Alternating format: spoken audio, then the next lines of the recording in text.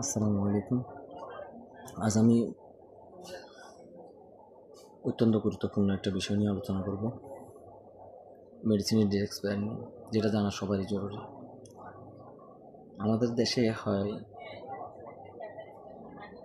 একটা কাস্টমার এসে আপনার একটা দোকানে এসে বললো যে আপনার ওষুধটা দেখে দেন, ডেট এক্সপায়ারটা দেখবেন।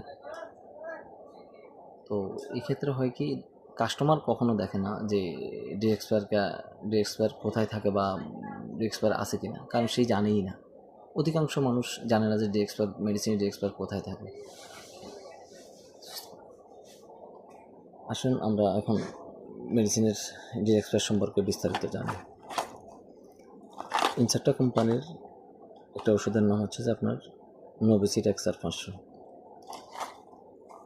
এই ওষুধের ব্যাক সাইডে দেখবেন প্রথমে দেওয়া আছে বেস নাম্বার,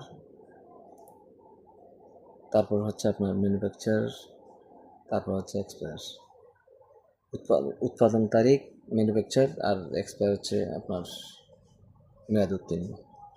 এই ওষুধটা উৎপাদন হয়েছে মার্চ 2025 আর এক্সপায়ার হবে ফেব্রুয়ারি 2027। আসেন আমরা ভিতরে দেখি। এখানে যে উপরে আপনার বেস নাম্বার এবং এক্সপায়ার,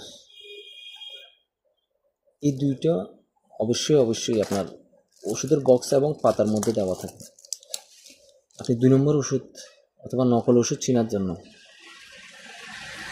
এই দুইটা অবশ্যই বক্স এবং আপনার পাতার সাথে অবশ্যই মিলিয়ে নেবেন। আসুন আমরা এখন দেখি। বেস নাম্বার হচ্ছে এখানে 25021, এখানে দেখেন 25021। আসেন এবার ডেট এক্সপায়ারটা দেখি।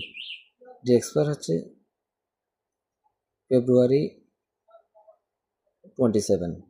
এখানে দেখেন ইডি এক্সপায়ার 0227, 02 ফেব্রুয়ারি 27 আপনার 2027 সাল।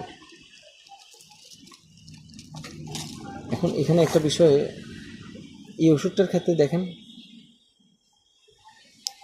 এক পাশে দেওয়া যে এই ওষুধের যে পাশে ডেট এক্সপায়ার এবং এই আপনার বেস নাম্বার দেওয়া আছে, কিন্তু এই ওষুধটার ক্ষেত্রে কিন্তু তা নাই। এই ওষুধটা দেখেন বিপরীত সাইডে